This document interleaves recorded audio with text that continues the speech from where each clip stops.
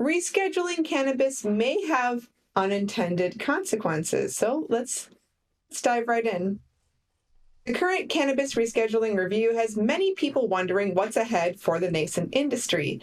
As federal officials mull the recommendation to move the plant from Schedule 1 to Schedule 3, questions remain about what, if anything, would change in states that have already legalized marijuana. Some within the cannabis industry have praised the potential switch, arguing rescheduling would help bolster the fledgling market by removing undue tax burden and increasing banking access. Others say rescheduling is not full legalization, fearing that Schedule 3 would simply allow the pharmaceutical industry to swoop in, since substances in the category are regulated by the Food and Drug Administration. But how do consumers feel? According to a new survey, rescheduling may send them back underground. NugMD, a company that connects medical marijuana patients with qualifying doctors, sponsored the study. The team wanted to reveal the opinions of current cannabis consumers on the rescheduling debate. Using an opt-in email list, just under 800 people responded to the query. The biggest revelation? If cannabis were only available at a pharmacy, which some believe would happen if the plant were moved to Schedule 3, nearly 1/3 of current consumers would buy from the illicit market instead. The survey didn't ask where consumers were currently getting their cannabis. It's possible the people who said they would illegally obtain weed are already doing so without much fear of retribution. However, 55% of the respondents said they would go to the pharmacy if it were the only way to get pot legally. A whopping 77% of participants said they would prefer to, quote, buy traditional botanical cannabis products sold at legacy cannabis dispensaries versus FDA-approved cannabis products sold at pharmacies. Only 18% wanted to pick up their weed at the local drugstore. 5% said neither, not really sure where they would get their weed then. So, would rescheduling lead to meaningful change? Some Washington insiders have insisted that little would change if cannabis were to become a Schedule 3 substance. Howard Schlamberg, a former high-ranking FDA official, recently told Politico, quote, if you're going to launch an enforcement initiative against cannabis, why would you start off with saying, oh, by the way, it's a less risk than we thought?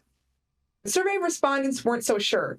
When asked how rescheduling would affect consumer access to cannabis, approximately 47% said nothing would change, and roughly 1/4 believe it may become easier to get weed. 28% thought rescheduling would actually make it harder to obtain cannabis. When asked if they would prefer a national market for cannabis or the continuation of separate state markets, 69% of respondents wanted to stick to the status quo. Roughly 27% wanted to see a unified nationwide market. The poll also broke down the rescheduling versus descheduling debate for participants. They were told that rescheduling would not remove penalties for recreational cannabis sales, while descheduling would by removing the plant entirely from the CSA. Upon learning this, 85% of participants said they prefer the government to deschedule. Now, the final question centered on whether participants trusted the federal government to impose penalties on illegal sales of cannabis impartially if it were to become a Schedule 3 drug, or if racially biased enforcement would continue. Only 17% of respondents thought the government would take fair action, and 83% felt that Schedule 3 would just be more of the same. Deb Tharp, head of legal and policy research at NugMD, expressed skepticism that Schedule 3 would change the current cannabis landscape, particularly as it relates to unfair prosecution.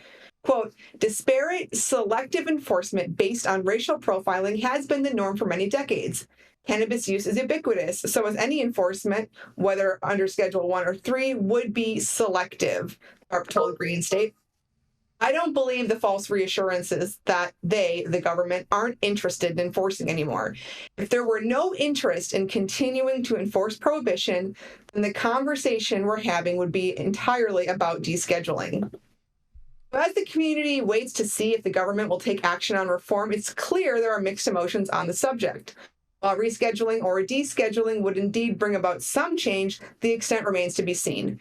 Given the results of the NugMD poll, the results of rescheduling may not be what the government has in mind, aka, what do we always say? The trap always wins. Oh, Rochelle Gordon reporting for Green State at High at 9 News. What do you guys think about this? Man, Rochelle. See, this just proves the point. If it goes to Schedule 3, less people are going to be shopping in stores, and they're just going to be like, we're just going to keep the trap alive and fueling it. Man, that's an interesting article, Rico.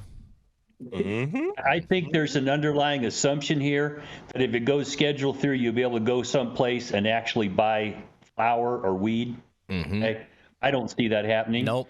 I don't see them selling products that you inhale in any way, okay? Mm-hmm. Because the FDA is never going to approve you to use your lungs that way unless you do extensive testing, and the ingredients that go into it, they're just not going to do it. So you're going to end up with Epidiolex and Sativex or something like that. That's a tincture. Little capsules edibles, and topicals and all of that. Yep, no smokable. You're not going to get it.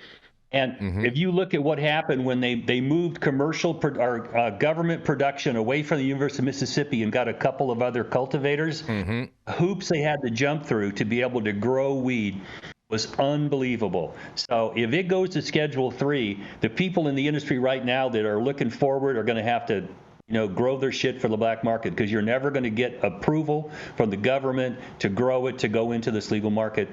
I just don't see it happening. It's going to ruin social equity. And they're going to be very selective. Anybody with a criminal record, anything like that, is never going to be able to touch this industry. I just see it as a disaster. And they're right. People go, forget, I'll go buy it around the corner. The guy around the corner's got some decent flour. Bye. I'm out of here. Apple will win. It's like, peace, I'm out. And it's cheaper. And there's less tax. And it's just a straight dollar amount. I don't got to deal with change. None of that.